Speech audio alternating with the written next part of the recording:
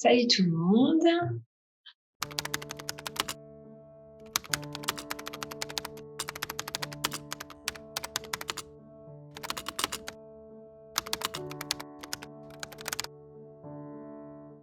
Si vous n'êtes pas capable de parler de votre passé sans être pris émotionnellement, c'est qu'il y a des choses que vous avez besoin de regarder. Tant que ça vous dérange, tant que ça provoque des émotions, que ce soit des émotions joyeuses ou autres, c'est que il y a quelque chose à l'intérieur de vous qui a besoin d'être regardé.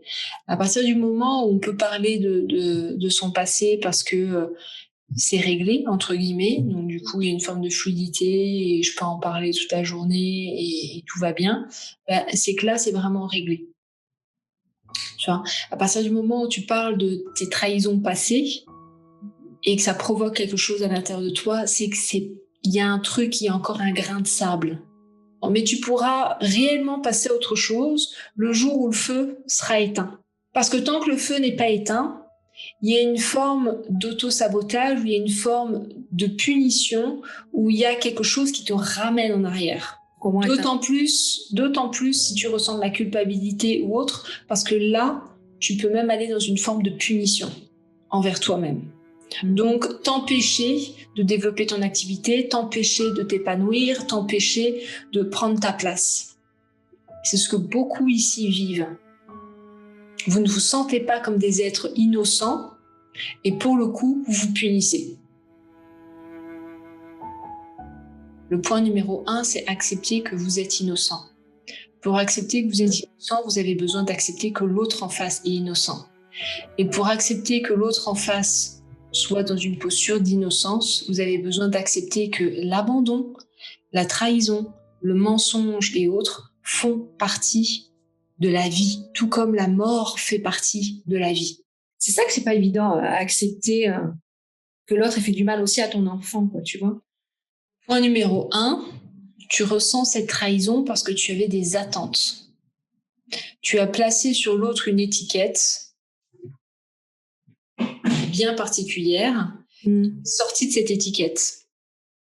Donc du coup, c'est venu provoquer chez toi un sentiment de trahison. Ça, c'est le point numéro 1. Le point numéro 2, c'est que tu places sur la vie aussi certaines étiquettes, que la vie doit être comme ça, que le bien doit être comme ça, que le mal doit être comme ça. Or, quand on commence à regarder l'humain plus en profondeur et dans l'intimité, on se rend compte que c'est pas que l'autre a voulu te trahir. Ça n'a rien à voir avec toi.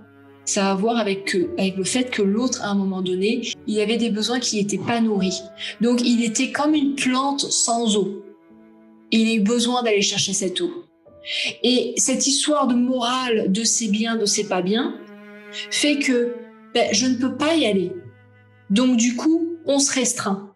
Mais il y a un moment donné où, à l'intérieur de nous, il y a une partie de nous qui va dire « Là, maintenant, tu as besoin d'eau. » Donc, tu veux pas y aller, mais je vais créer une pulsion.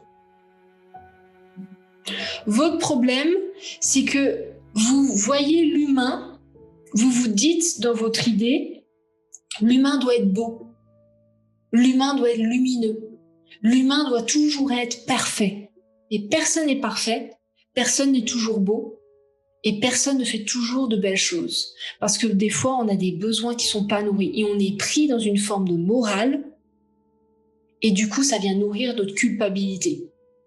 Que vous le vouliez ou non, l'abandon, le rejet, la trahison, le mensonge, la manipulation fait partie de ce monde.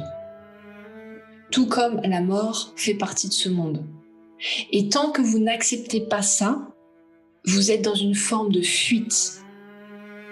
Et tant que vous êtes dans une forme de fuite, en fait, au lieu d'aller vers vos rêves et d'aller vers vos projets, toute votre énergie est mise sur le fait de fuir ça, de ne plus vivre ça. Donc ça fait des femmes qui ne s'autorisent plus à aimer quelqu'un. Ça fait des femmes qui veulent être entrepreneurs mais qui n'y vont pas. Ou alors qui s'épuisent à tout faire, qui pour le coup s'auto-sabotent et ne font rien.